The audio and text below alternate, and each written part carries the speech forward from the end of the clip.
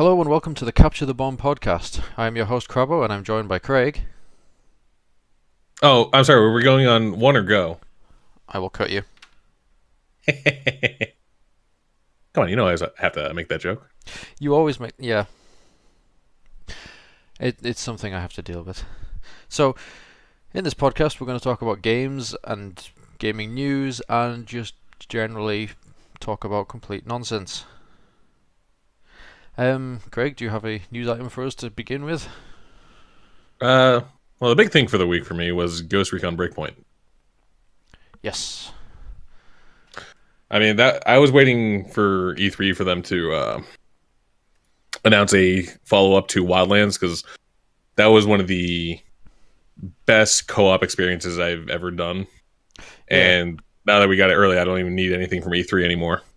It is weird that they've announced it that early, because it makes me wonder what they've actually got in store for E3, because this would be kind of one of the... Well, then they're probably going to have a It is more one of the... comprehensive gameplay demo at E3. Yeah. It just seems like it's one of their heavy hitters, unless they've got something else big to announce. You always want to Maybe make it's the going crowd... to itself finally. Hopefully. It has been... When did that come out? 2013? I don't know when Blacklist? the last one was. So it's been like 5 years. I thought there was one after Blacklist. No. Blacklist was the last one. Well, they did put in Sam Fisher into Wildlands for a special mission. Yeah. So maybe that's them hinting at something in the future. Who knows? That's all the sequel we're getting. But, I mean, all the things they showed off for Breakpoint, I mean, it's more of the same from Wildlands, which I'm okay with, because not every game, in my opinion, needs to, be some groundbreaking, new thing. More of the same is sometimes good. I mean, Yeah, we got the return of Nomad this time, who is the main character of Wildlands, and it's going to be dealing with, I believe his name's Cole Wall or something like that, from the new operation they put out, which is also free on Wildlands. Yeah, I didn't play Wildlands like after I finished the main game, so like I'm kind of not caught up in any of it. Yeah, they added a bunch of free missions, basically. They did a whole year 2 thing like they did for Division 2 and what they've been doing for Rainbow Six Siege. So they've been supporting the games past their Right. initial launch and DLC run. But they also added a bunch of the things the community has been asking for Wildlands. So now you have injuries, and you actually have to deal with your leg breaking or your arm, so you won't be able to shoot straight. You got prone camo now, so you can hide in the mud like they showed in the little gameplay demo. You can finally hide the bodies, because that was the biggest gripe that I ever had, Well, was that I couldn't hide the bodies in the bases. you don't need to hide the bodies if you just kill everyone. Well, yes, but while you're in the process of killing everyone, Just do it faster. Just run in, just do sometimes it. it doesn't work out like that. But what I'm really interested in is the raids, because they introduced raids into the Division. Right. So I'm wondering how raids are going to work with Breakpoint, So because it's still only going to be 4-player. so my understanding of raids is there's usually like a big boss at the end. Yeah, So but what are we going to be? We're going to so be fighting while Optimus or Prime, Ghost or Recon's what? What is well, going to be the Ghost thing at the Recon- end? Ghost Recon's a bit more set in reality than, let's say, like Division. Yeah. So they've already said that the damage model is you shoot someone in the head and they're going to die. Right. Whereas in Division, the enemies are a bit, they take a bit more Spongy. on hits. Armored is how they, they're armored. But, yeah, it'll be interesting to see. I think they were kind of showing that it might be fighting against robots from the Skell Corporation. Right. I suppose then they can actually get away with it being like, oh hey, you've shot this guy in the head, but they're still going. Yeah. Yeah, that's all I pretty much got for Breakpoint. But yeah, the first one was a really fun time sink, and I would definitely want to play the next one. Uh,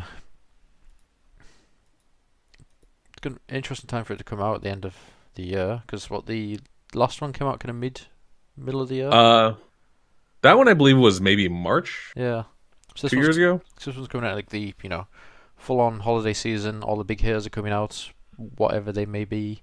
Well, I mean they got John Bernthal for the actual game, so they might be banking on that to try and sell copies. Hmm.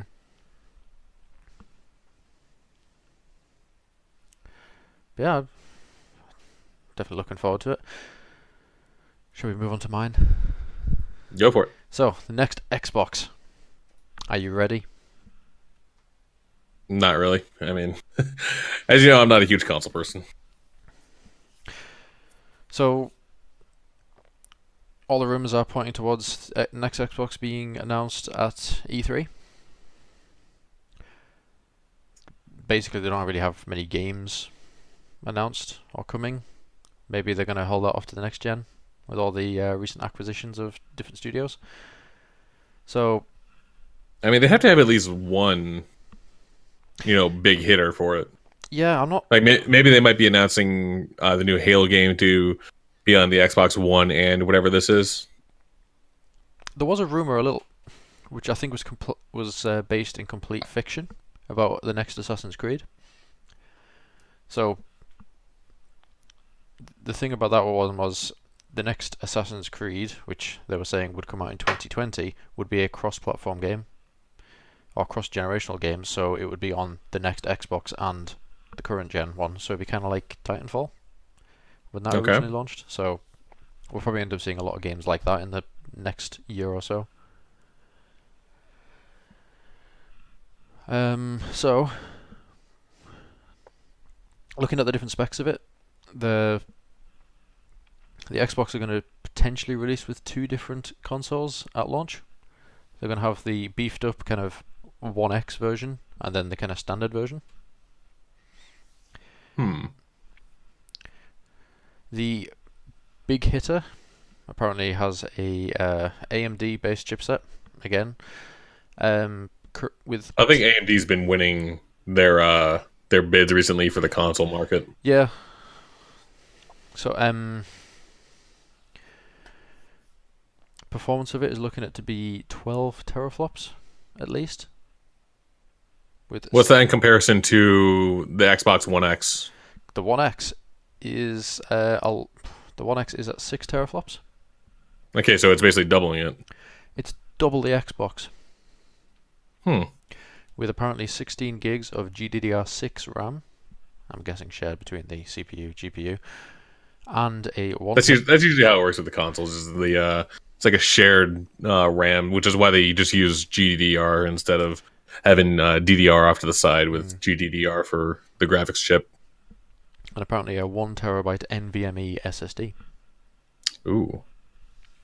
Yeah, because those finally came out. Like those weren't really a thing when the Xbox One was really being designed. So I mean, it makes sense.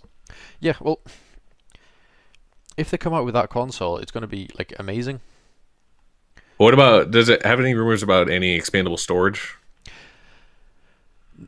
The rumors don't go into any specifics like that. I think they may Well, I mean, go down the same. That seems like something consoles need to start having. Because I remember the Xbox 360 had that huge removable side hard drive, oh no, yeah, the revision had that as well, but it was like an internal one. Maybe, but as the consoles are moving more towards being able to download the games at launch, they need to look into some sort of expandable storage because there are people out there who don't want to pick and choose which games they want to have installed. Yeah, I mean, like even with my Xbox right now, it's got a 2 terabyte hard drive plugged into it because that's the only way to make it like actually hold games that you want to play. Yeah, I think mine. I've got the Halo 5 edition, original Xbox One. That just has a 1 terabyte in it. Ooh. Yeah, I just had the standard 500 gig, so it got used up by basically the Master Chief Collection. Yeah. Yeah, idea of having an SSD in there would be huge, especially if it took 1 terabyte, because the games, the space available needs to be massive, and if anything, 1 terabyte seems kind of small in the Just a short bit. term, because like the games are only going to get bigger, but it's definitely handy for them to be on an SSD. So looking at that teraflop target, it's equivalent to like a Titan XP, but the Titan XP retails at like $1,200, while the next Xbox, which is apparently being codenamed Anaconda, could ship at $499. Still less than the PS3. That sounds about right for where consoles have been pretty much aiming for. Yeah, like it makes me excited for the next generation if they're going to like when the Xbox One and PS4 came out, they were kind of underpowered based on what is currently available on the inside PCs. When the 360 launched, that was the graphical powerhouse. PCs weren't at that point, but they caught up pretty quickly. I know the Xbox 360 was sold at a loss when it first launched, but I don't think the Xbox One was. But that thing also had a 12-year lifespan, if I recall. Yeah, because it was that powerful when it actually began.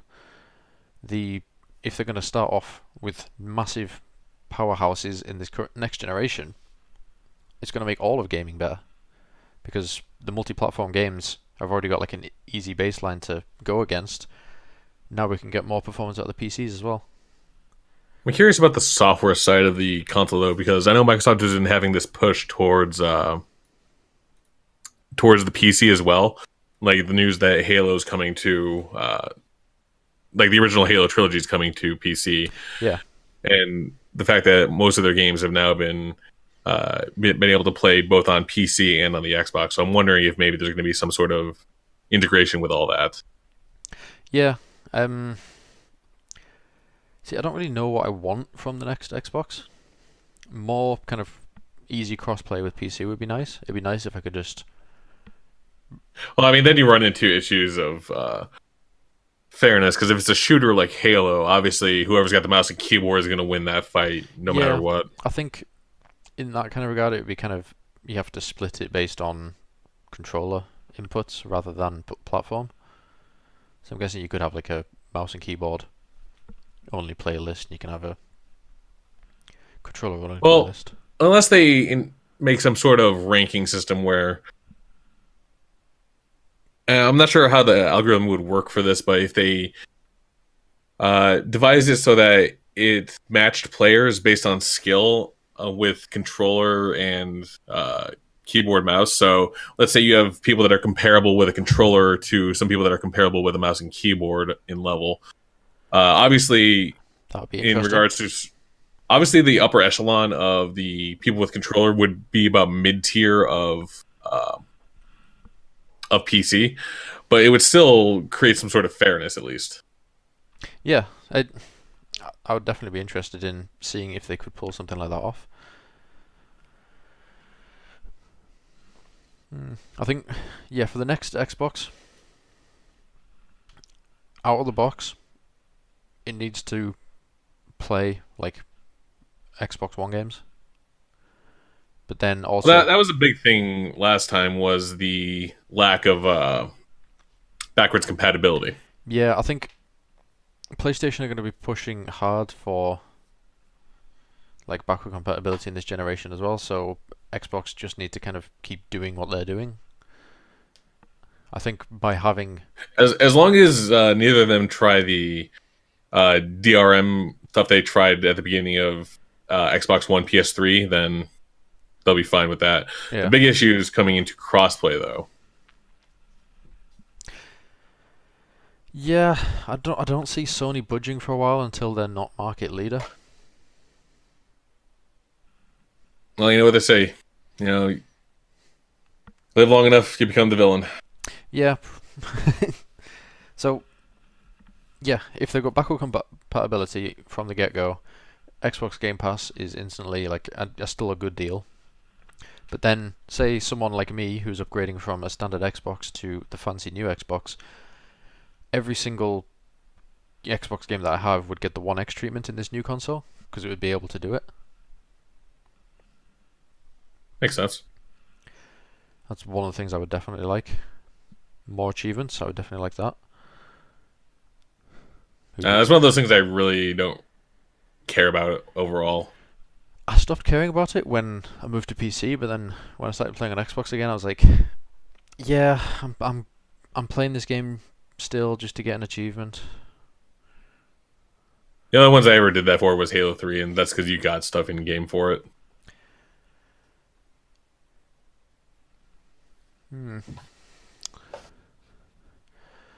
So, yeah, do you think next Xbox is coming out next year? I don't know. I'm going to say we'll see at E3. There are other rumors pointing towards it might be even a March launch. That would be interesting. Because the Switch proved that it could be successful, and Microsoft want to be the first to market. If, say, Sony was, aiming for end of 2020, if they get out that quickly, they've got the market all to themselves. True, but then they're going to see less of a huge bump around Christmas. Yeah, but I think the way Microsoft have been kind of positioning themselves is getting the subscriptions. Yeah, we can get you your nice little fancy box, but now we've got everyone on subscriptions and we've got money coming in year round. They're not basing on the holiday period. True. But yeah, I'm no qualified market analyst. Neither am I. So we can just kind of rant and rave at what we think might happen.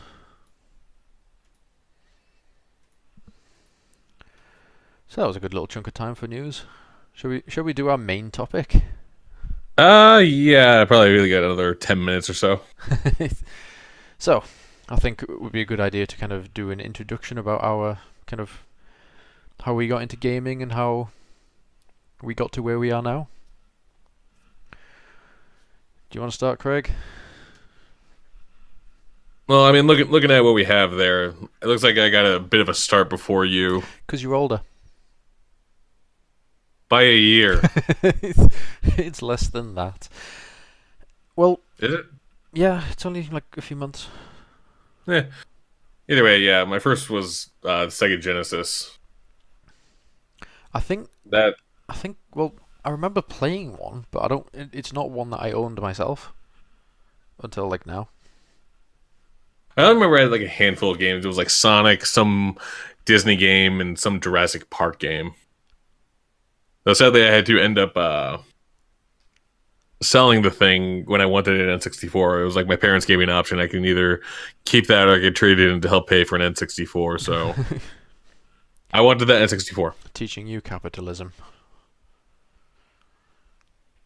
Yeah, I guess. So what, you went straight from Genesis to N64? Yep. Ooh. And with that, GoldenEye and Legend of Zelda, though. With Legend of Zelda, I was always, whenever I rented it from Blockbuster, I was always too scared to get past the first dungeon. I was a kid at the time, okay? Okay. So what about you, Mr. What is that there? So, yeah, my brother had a ZX Spectrum. Played on that. I have no clue what that is. That is basically the British version of the Commodore 64. It was a home PC console. Basically, it was just a keyboard and loaded tapes. Aha. It had some pretty notable games like Dizzy the Egg and Jet Set Willy. I've never heard of those either. It's a British thing. Like the video game crash of 1983 didn't happen in the UK. Because Spectrum Games was such like a popular thing.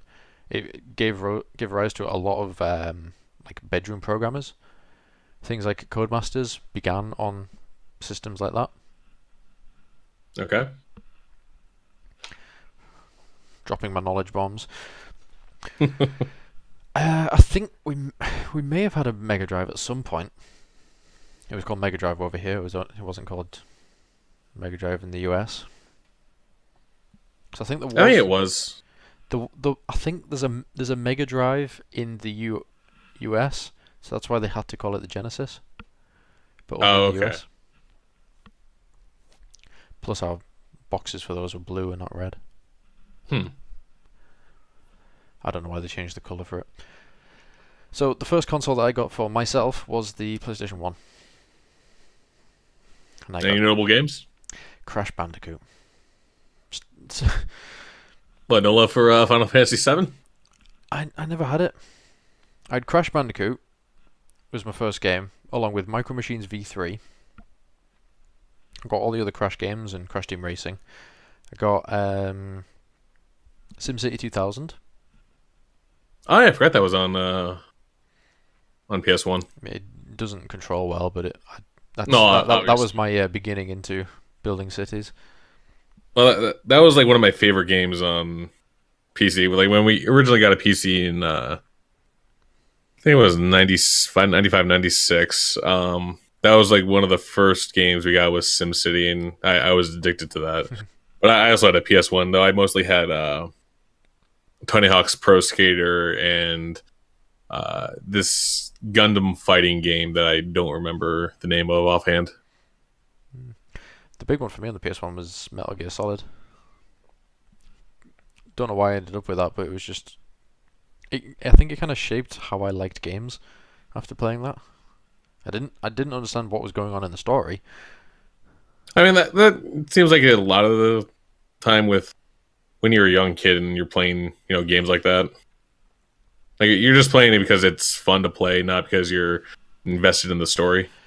Yeah, like at some point, my brother decided to get our PlayStation chipped, meaning that it could then play copied games or imported Or games. imports.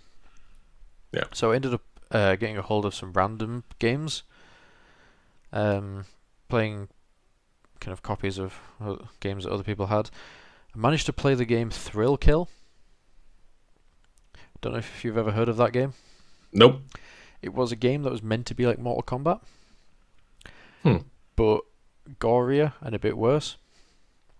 And it got to the point where it was never actually officially released. I don't know how copies of it got out in the wild, but it got like very quickly like copied, and it got out there. Huh. See, I don't understand how you could look at a PlayStation game and think that it was realistic in any way. It's like a dancing mosaic of Well, I mean, pixels. Thinking, oh, it's blood or whatever. you could still make it out, kind of. So, but I mean, With going major eye off strain. I guess. But going off that whole starting to care about stories when you're a bit older, that was kind of the introduction for me on the next generation, where I started off with the GameCube. Nothing of really interest on that, but PS2 was the big one there for me. Yeah. I literally got that just to play Kingdom Hearts. See, I never got into that. I was stuck. Well, played Metal Gear Solid 2 on PS2. Then I got really into Dynasty Warriors. I think I played that way too much. Yeah, Kingdom Hearts was like one of those first games that really got me invested in the story that was going on in the game. Granted, now that when you look back at it, it looks like just horrible weeaboo fan fiction. Is the third one like that as well?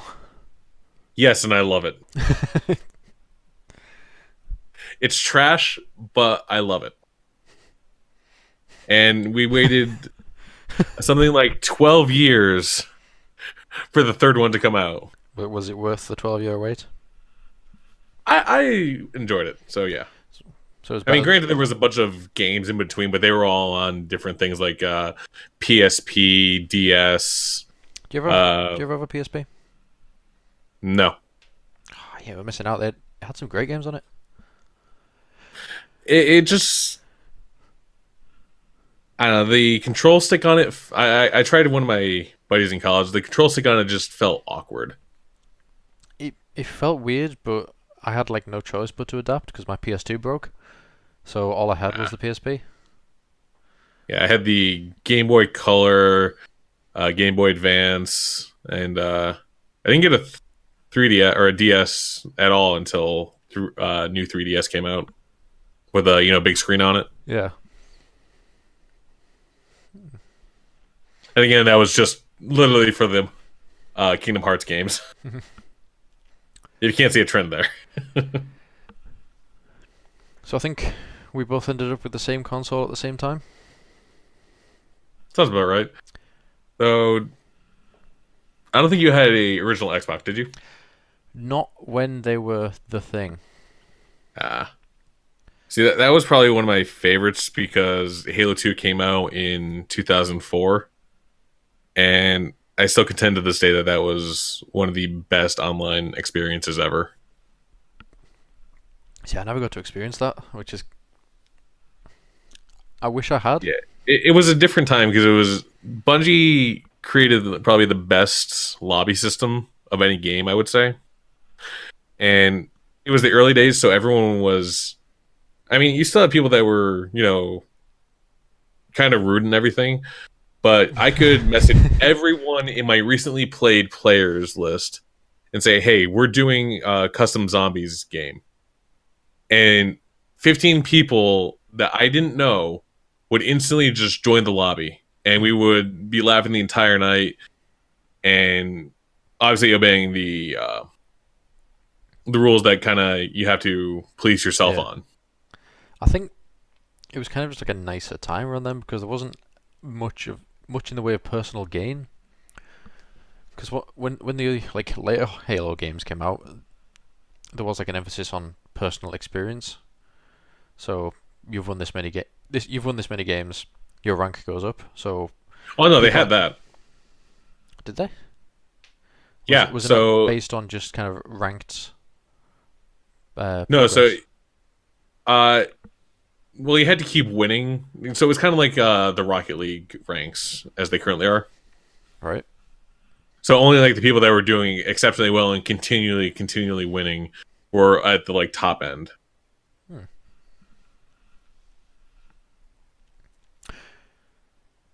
So the big one, 360. Xbox 360. When do you get it? Um, Probably a couple months after launch, I would say. See, when we got it, I didn't. It was my brother that got it originally. I got it at the start of 2007.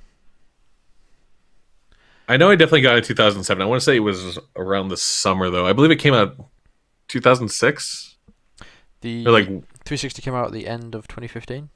2015? 2005. I'm sorry. What timeline are you from? It's yeah. So it came out December 2005. Really? Yes. I thought it was 2006. No. Huh. Gears of War came out 2006. Oh, I'm just trying to think because was it really only a year after Halo 2 came out that they Yeah. brought it out? Wow.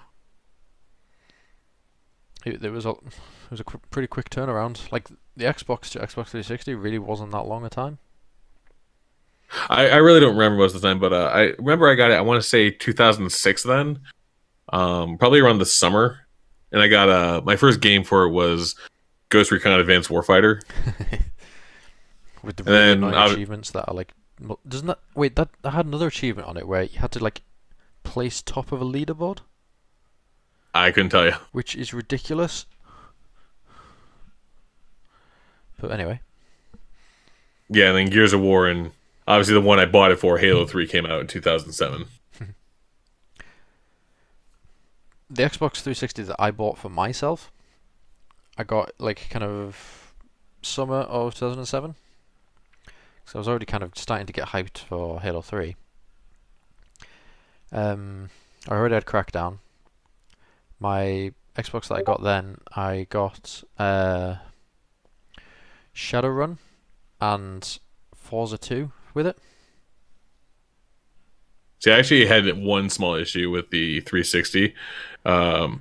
I was playing it in college, and I put in my buddy's Mass Effect disc, and it just bricked the entire DVD drive in it. So I had to get the a new one. So I got the 360 Elite, which was the black one, the one that came with HDMI first. Nice. Like, yeah, I had 360s break twice. Once it overheated playing COD 4. And then I brought Batman Arkham Asylum home, put it in the Xbox, and it immediately red ringed. Oof. I had to send it away for several weeks. I had the half red ring. I don't know what that exact issue was, but it wasn't the same as the two red three ring. red ring. Two, Yeah. 2-1 was overheating. No, that was 3. It was overheating in a different way. Huh. Because I remember looking up, because that was my first console that did that. It was overheating. Yeah, because so I it was remember like, with the "Ugh, 3 can't red do ring, it." it was basically it was overheating to the point where some of the solder was coming off of some chip. Yeah. Just chuck it in the oven, fix it. Yeah. So, we've brought it to today. You play on PC? That's where I still pretty much play. I mean, I have a Xbox One and a PS3, but those are just for specific games at this point. Yeah. Like I got the Xbox One, obviously for Halo. Keep playing that. And PS3 I just got for Kingdom Hearts. Yeah. I'm trying to build up my collection of consoles. It's not a cheap endeavor. Nope. I got a. Oh, and obviously I have a Switch now, but that's just for Animal Crossing. You should get Pokemon. I'm just not interested in the new Pokemon. It's so good. It's just all nostalgia. Eh. Or Smash. Smash was really good. I really liked playing that. It was the first Smash game that I've actually Never got properly into played. Like, the more I played it, the more it kind of felt like a love letter to just gaming in general. I had Super Smash Bros. Melee for the GameCube, and it just wasn't for me. Maybe because I had no one to play with, but yeah. I'd not play with you. I gotta make it weird, man. So, I'm guessing whoever's listening to this is probably asleep by now. Probably. Yeah. We'll get better. Shall we? Allegedly. Yeah. We'll at least try. Yeah. So, shall we wrap it up? I think so. We're 3 minutes over time. Excellent. Well, thank you for listening if you've made it this far. And until next time, goodbye.